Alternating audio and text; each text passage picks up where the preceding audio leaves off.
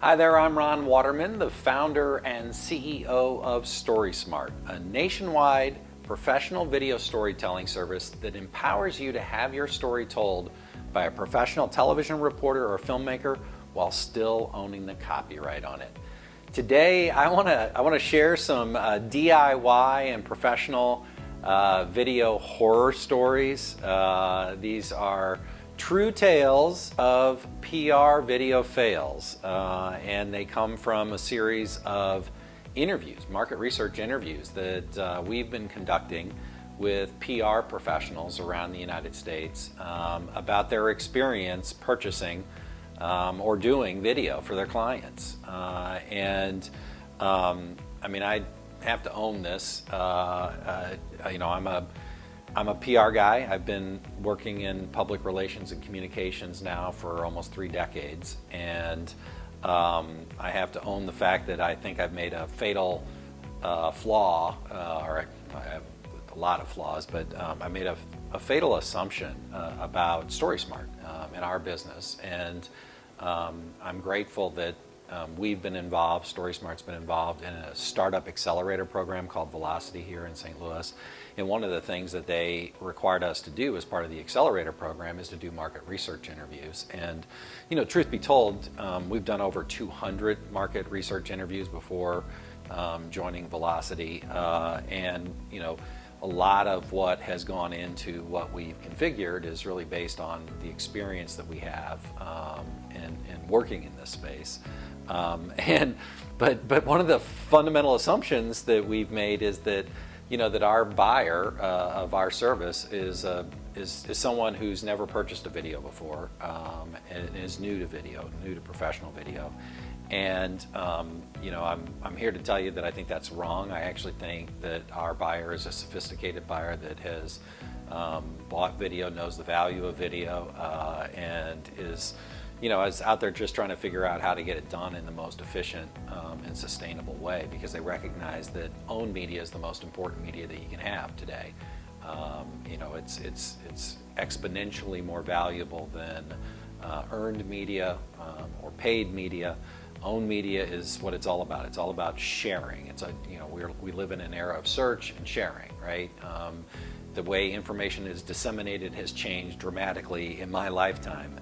And so anyway, enough of that. These conversations, these horror stories are from my former colleagues and people that, you know, that I walked in their shoes, I should say. I've had my fair share of PR fails, and anybody that's worked in PR can tell you that when you work with human beings, you have clients, you know, sometimes people have unreasonable expectations. You know, they want the media to tell their story exactly how they want them to tell their story, and then they get upset when it doesn't go that way because the media is independent and is, you know, has their own agenda, has their own audience. And anyway, if you've worked in PR, you've had your fair share of fails. That's probably why you're watching this video. So let me just get right to it. You know, what we learned through our conversations with PR professionals around the United States is that they have failed on 2 fronts. Let me start with front number 1, which is DIY.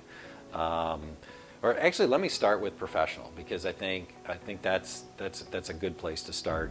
One of the challenges the PR professionals have is that they're generally on deadline, and they have clients with limited means, limited budgets, and they're trying to get things done quickly, efficiently, and cost effectively. And that's very hard to do with professional production.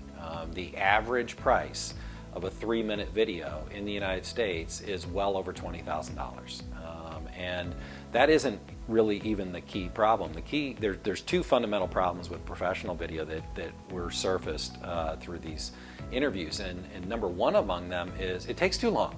It is a top-heavy Hollywood, Madison Avenue model that just takes too long. It takes 3 months on average to go from idea to finished video. That's too long. And you know, in smaller markets, it costs $20,000. In larger markets, it may be $30,000 or $40,000 or $50,000 to do that 3-minute video. And here is the real problem. And this is, I had somebody actually use the language, they were so pissed off they couldn't see straight. when they learned that the creative agency that they hired, right? They don't have in-house. Most PR companies do not have in-house video production. They do not have their own team of video professionals working for them. So they hire out either independent freelancers or creative agencies, and then they tend to mark it up a little bit. Sometimes they mark it up, sometimes they don't. But anyway, what they do is they hire out, and this one agency owner told me he was so pissed off he couldn't see straight when he learned that they went back after doing a 3.5-minute video to ask for some shorts, some raw footage that they could use to share on social media, and they were told that they would have to pay for it, that they didn't own the copyright on it. And he was just blown away by that fact. And as I listened to him lament and share his frustration about it, I realized that I look at things differently because I'm a lawyer that's been in PR. I recognize that the law in the United States protects the creatives. It was designed to protect photographers and videographers. So if you shoot a video, you own it. In the world of photography and in the world of video production, generally speaking, agencies grant you a license to the footage, but they actually own the copyright on it. And they want to charge you and expect to charge you because that's the default setting. And so what I heard consistently is frustration that really what PR people need more than anything else is not just that 3-minute video, but they need dozens of videos to share on social media. And they need an efficient way to capture that and to get that and to turn it around and to give it to their client to share on a consistent basis. And the model in place with most traditional production is too top heavy. It's too expensive. It's too cumbersome. And so I heard several stories of frustration in that world. And then where some of the bigger fails came is really, they're sort of born out of the fact that, okay, so you have this really expensive, time-consuming professional process if you hire out. Well, what if you just take your cell phone, which shoots great video, and you shoot your own video, and you just turn that around and give that to the client? So a lot of PR companies have experimented with that. And I heard all kinds of horror stories. One woman told me about her colleague had shot this video, but then spent several hours trying to figure out how to get the 4K files off of her phone and finally just threw in the towel. They could not figure it out. Another said that they were able to get it off their phone, but they couldn't figure out, like, all right, well, now that we have it off the phone, like, how are we going to edit this? Another talked about the different formats that are required for social media these days. You shoot, like, this is shot horizontally, but some people share things vertically because Instagram likes that. TikTok's all about vertical video. And so you really need both, right? In the world today, you need vertical video and horizontal video. But if you shot something horizontally, it doesn't always translate to vertical. If you shot something vertical, it certainly doesn't translate to horizontal. Most viewers actually prefer to watch things horizontally, but most people shoot vertically.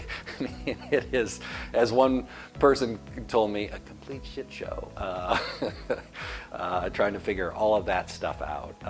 And they said they also threw in the towel. And then the final one, which I thought was amusing, is captioning.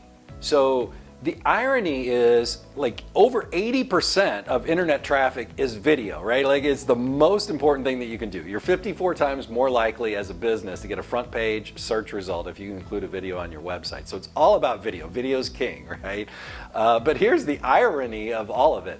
Most video on social media is watched without sound. So you need closed captioning to really make that video work and to really reach the audience. And even though AI is out there and there's all kinds of different services that can help you with captioning, most of it is imperfect. And I mean, if you've sent a text message to somebody and it's auto-corrected on you and you're like, oh shoot, what did I just send? That's an example of what captioning is like on a video. So you can't just assume that you can, have it captioned and put on the video and that it's going to be perfect. It's not going to be perfect. A human being has to go through, and you have to watch it and change it. And I heard horror story after horror story about failures to do that, which is funny because PR people are almost OCD when it comes to writing a press release and making sure that it's, you know, scrubbed and that you don't have mistakes, because we've all been there. We've all sent out a press release with a mistake in it, either a misspelling or, you know, poor grammar or God forbid a factual mistake, and you know, if it does get picked up, then the mistake gets repeated. So anyway, that is another one of the horror stories and PR fails that we heard about. So anyway, those are all important lessons, and my message to you is simply this: be story smart about your approach. And I'm not saying that just to, hey, hire StorySMART to do your video, which you should, by the way, you should absolutely do that. But my point to you is to be smart about you know, storytelling and video storytelling specifically, and own the copyright on the work that you do. So if you go out, like, you know, a lot of times what happens, the gap that I see, the gap that we identified in these conversations, is that when you're on deadline, you're just trying to get stuff done. You're just trying to get stuff done. You don't pay attention to the fine print, right? And so a lot of times your agreements, your relationships with your photographers, your videographers, the production companies that you're working with, you need to go through that stuff, and you need to sit down and you need to do it sort of in an aggregate. Like if you know, that's one of the things that's our unique niche, if you will, is that we want you to own the copyright on your story, but we also want you to have it done professionally. And part of the challenge you have is if you DIY it, you absolutely own it. You know, the law protects you, so there's nothing you need to do there. Other than if you want to convey it to your client, you need to explicitly grant them that, and you need to paper that in a legal document so that they have it. But from a practical standpoint, if you're giving it to them and letting them use it, there's sort of an implied license at least. So anyway, step one is to cover your bases when it comes to the legality of what it is that you're conveying to your client, and that's very important. And so if you're deciding to hire a company, if I were you, I would insist on owning it. I would insist on owning the raws. I would insist on owning everything. It's a work for hire. It's as though they worked for you. If they were an employee of your agency, you would own it. That's how it works, right? And so I would start there. That's your fundamental starting point. And because once you own it, you can do almost anything with it. And you've already paid for it, so for heaven's sakes, get the most value out of it. If you get one lesson out of this, watching this video, that is number one: own your story, own your story, and own your storytelling.